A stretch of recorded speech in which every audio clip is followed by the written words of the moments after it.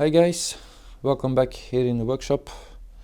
In today's video I'm going to show you 10 essential tools that you are going to need if you want to do DIY stuff in and around your house, at your friends, at your family's place. So if you want to do things yourself, 10 essential parts you're probably gonna need. Our first tool on the list is a drill.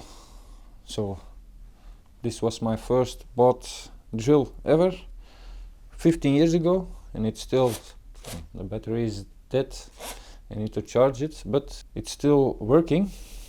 But I have upgraded a year ago, 2 years ago, to a stronger model. So the drill, why do I use a drill? It's to screw in screws into the wall, wood, plastic, to drive in screws. You can also drill, and now there is a bit on it to screw in screws, but you also can use it to drill holes in wood. Depends on the drill you have. This is a metal drill. It also can serve for wood, but so a drill to drill or to screw in screws. So the purpose is to screw in screws, drill holes into wood and so. But if you want to drill holes into the wall, into a brick wall, stone wall, then you're going to need another type of drill, and that's our second tool on our list. So also this one has served me 15 years, and it's still the current that I use if I need to drill holes in the wall. So it's another type of drill, but this one has a hammer function. The DeWalt also has a hammer function, but it's not the same as this kind of drill, its function, because it's more solid. You can use it to drill holes into brick walls. You've got other type of drills. You can use it to drill holes into wood, plastic, the same as that one, but this one is a lot stronger as that one, and you can see the ergonomic. Our third tool on the list, the jigsaw. So also this one, 15 years old, so you see the brand doesn't matter, or the color. This is a green Bosch for household work, but it has done also a lot of projects, serve me well. You can cut wood with it, you can cut metal pipe with it, you can cut thin metal plates. Of course you need to change your saw blade, because the type of material that you are cutting depends on what blade you are need to use. So a jigsaw, third place. And our fourth tool on this list, and by the way, this is not organized in a way that you should buy this stuff. It's just the circular saw. So guess what, also 15 years old, this one. So it served me well. I did a lot of projects with it. So my first house that me and my wife owned, I have done the renovations with all of the tools that I'm showing you in the video, and they are still going strong. So our fifth tool on the list is, first going to put the circular saw away.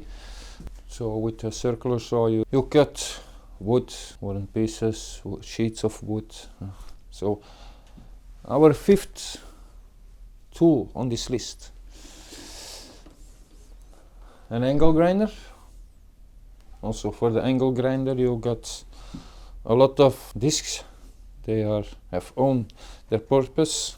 This small disc is used to cut metal. This bigger disc is to use grind metal, and then this disc, it's with how to pronounce it, grinding paper on it, so it's to grind. The name says it.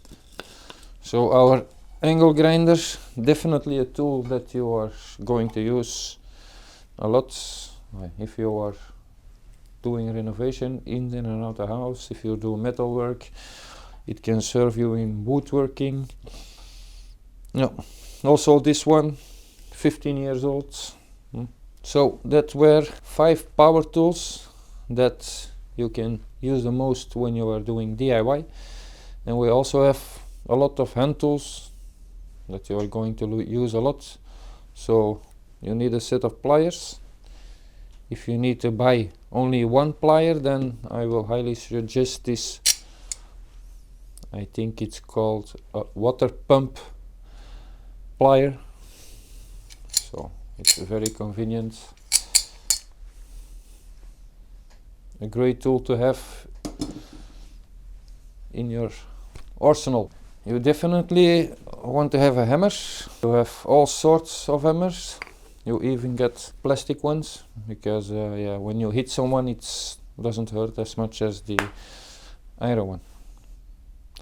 And also, if you need to be careful with certain material, then you can use a rubber hammer, but definitely a tool that you need to own. This tool you can buy in a set, and it's also you need it because you're gonna use it a lot. Screwdrivers, so you have them in different sizes, different layouts. So I mean the cross and the flat screwdriver. So must have tool to have into your suitcase. Something that is also very important if you are doing projects. Not in all projects you are using it, but if you are building stuff, then you want to measure